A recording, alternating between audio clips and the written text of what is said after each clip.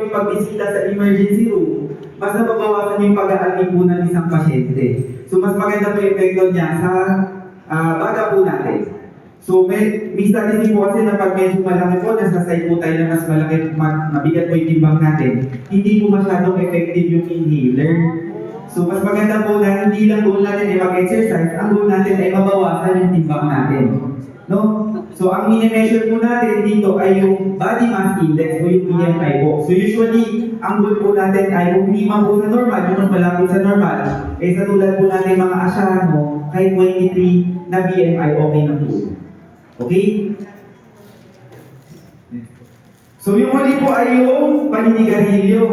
So sino pa po ba dito yung naninigarilyo? Wala. May hindi na. Kailan po kayo tumigil, ma'am? 2011. So, kung tayo po ay may asthma na, huwag na po natin dagdagan. Huwag na tayong dumagdag ng sakit tulad ng COPD. No? So, kung tayo po ay may asthma, tigilan na natin yun kung ano man po yung mga ibang bisyo po natin. Ang smoking naman, in general, nakakasama po talaga sa kalusugan. No, hindi lang po ito sa baga, pwede po magkaroon ng cancer, nakaka-apekto din po ng ibang parte ng sistema po ng katawan natin.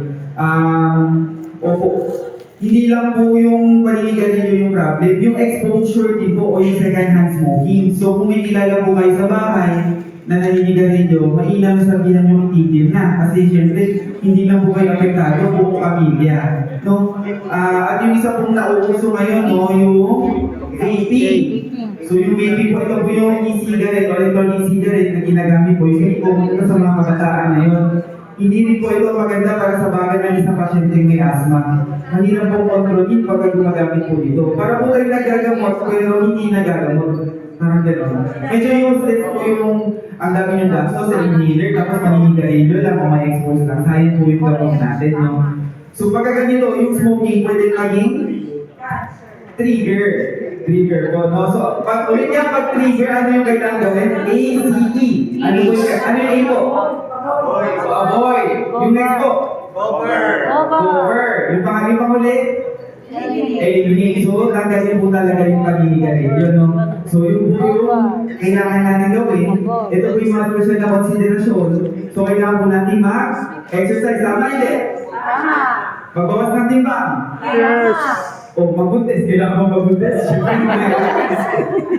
At tigilan yung paninigarilyo? Yes. So, yun lang po yung topic ko regarding po sa mga special na konsiderasyon sa mga tao may hika. Salamat po.